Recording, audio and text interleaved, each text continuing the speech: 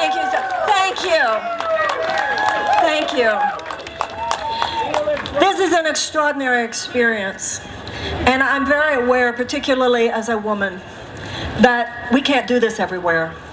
I'm very aware, particularly as a woman, that if I said a fraction of the things that I sometimes say in critique of our government and our governmental policy, that there are countries where I might be taken off to prison, even tortured. So I'm not only very aware of the profound right that we have to say what we think, but at this point in our history, I think we need to remember that we also have a profound responsibility to say what we think. Yeah. I'm running for president because I think some things need to be said. And the things that I believe need to be said are what everybody I know is saying. I believe that our politics itself is not a conduit for the energies that we need to be expressing in order to move to the next phase of our history. Our politics is stuck somewhere in the 20th century. Our hearts are in the 21st century.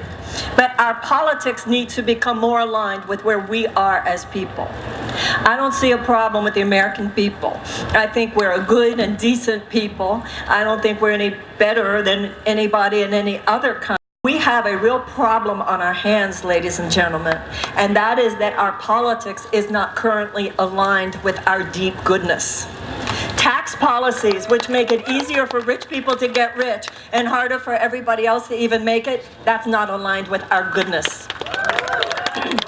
Policies that stay in place so that millions of American children live with chronic trauma, so that millions of American children go to school every day in classrooms that don't even have the adequate school supplies with which to teach a child to read.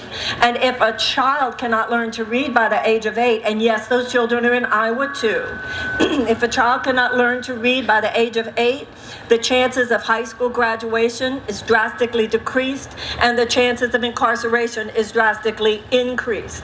All that our conventional political establishment has done is to normalize the despair of these children. That means, to that extent, our political establishment is not aligned with America's goodness.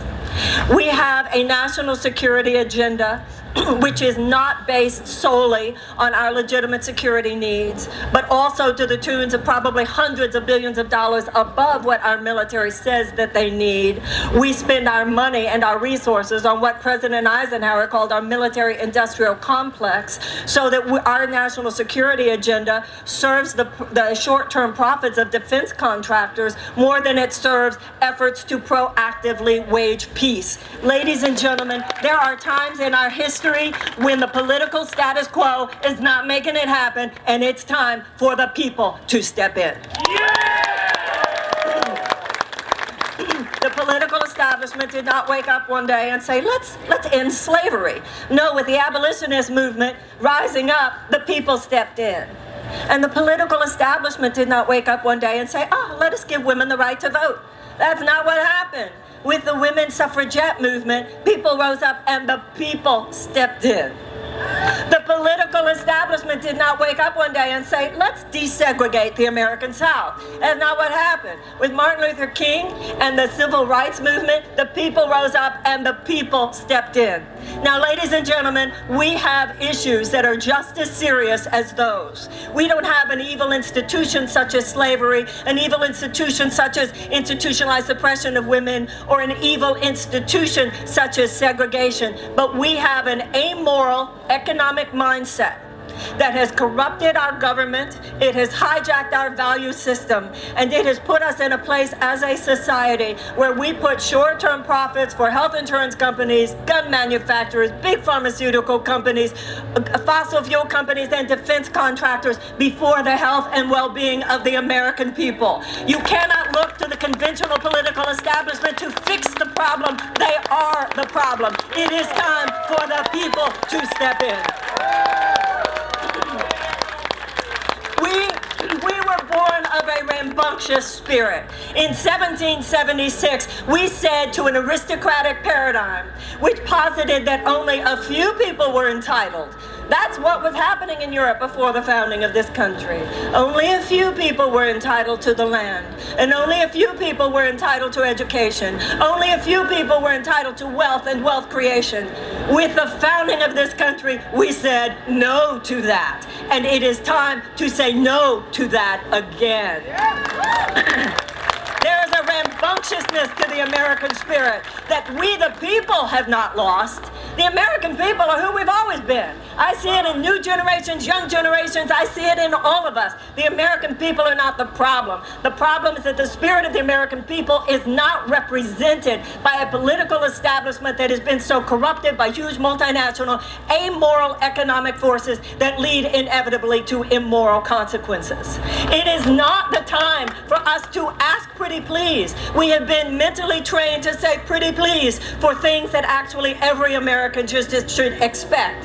We have rights and we have responsibilities. And I believe it is the responsibility of this generation to rise up the way other generations have risen up. Other generations had to say hell no to the King of England. Other generations had to say hell no to slavery. Other generations had to say hell no to the suppression of women. Other generations had to say hell no to institutionalized white supremacy in the American South. It is time for you and me to say very politely, very kindly, very stylistically, hell no. There are some things that must stop.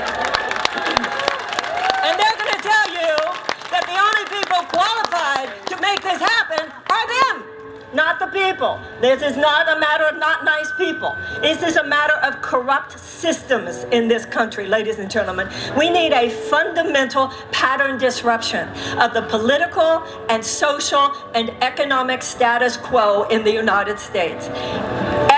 Incremental change will not fix this, and only external changes will not fix this. Look what we're going through right now with these mass murders. Look what's happening.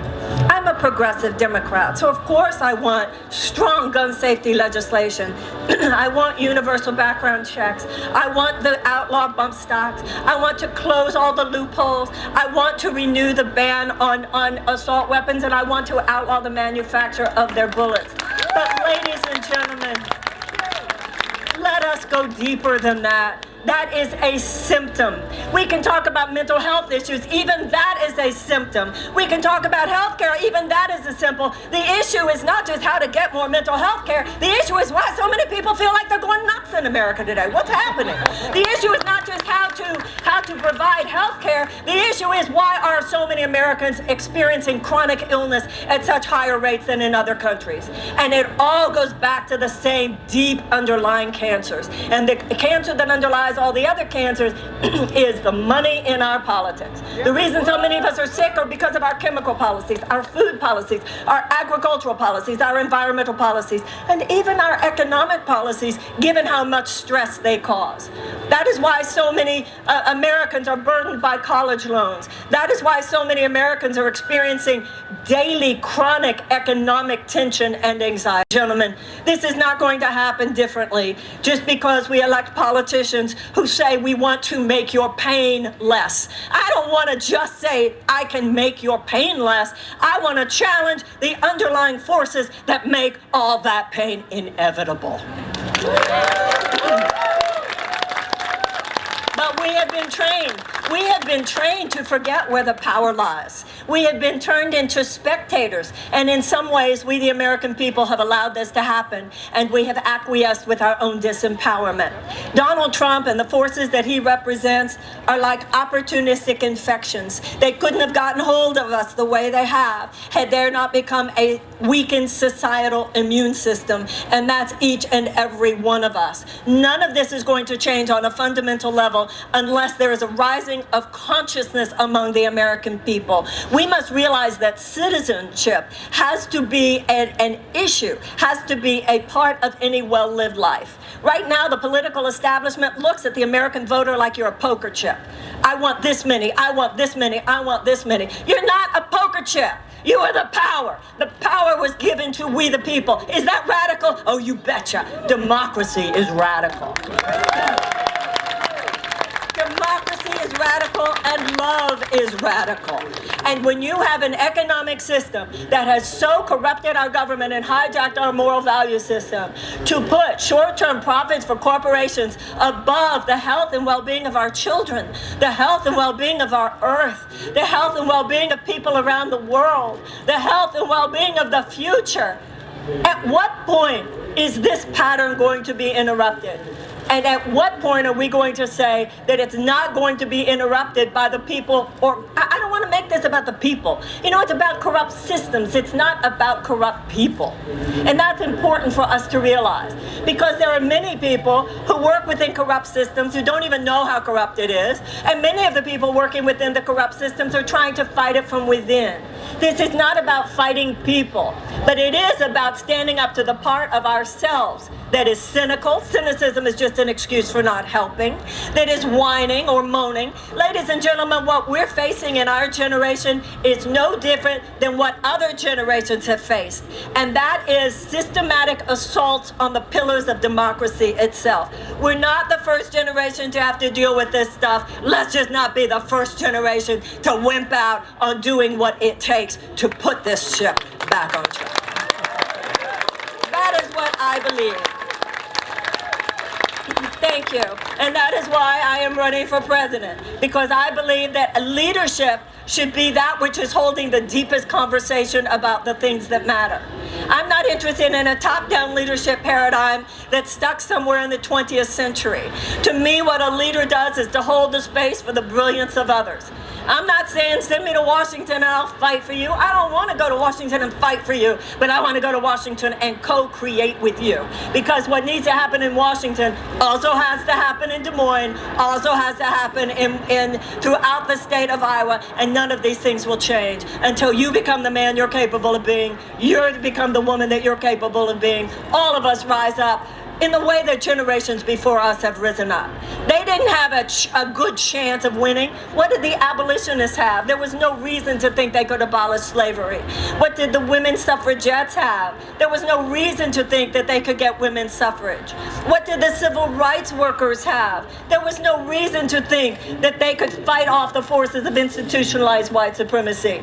They stood up, they showed up, they rose to the occasion, and ladies and gentlemen, so can we.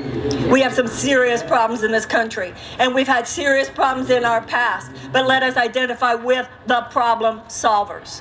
That is why when it comes to something like these mass shootings, I want more than serious gun legislation, which we must have. I want more than more mental health services, which we must have. I also want a United States Department of Peace, because I know that we must cultivate peace. You can't just fight violence, you have to cultivate peace. You can't just endlessly prepare for war, you have to cultivate peace.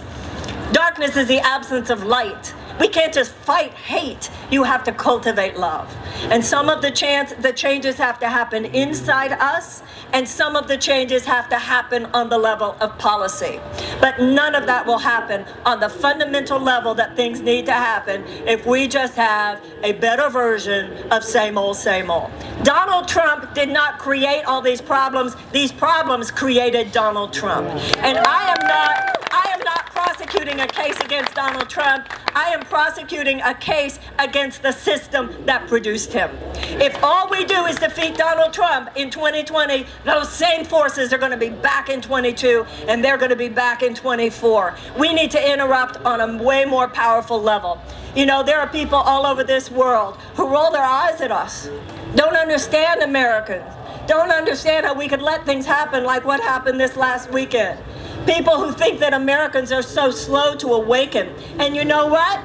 They're right about that. But I'll tell you something else. If you look historically, while it is true that sometimes Americans are slow to wake up, once we do wake up, we slam it like nobody's business. I'm running for president because it is time for this generation of Americans to slam it and kick ass. Thank you very much.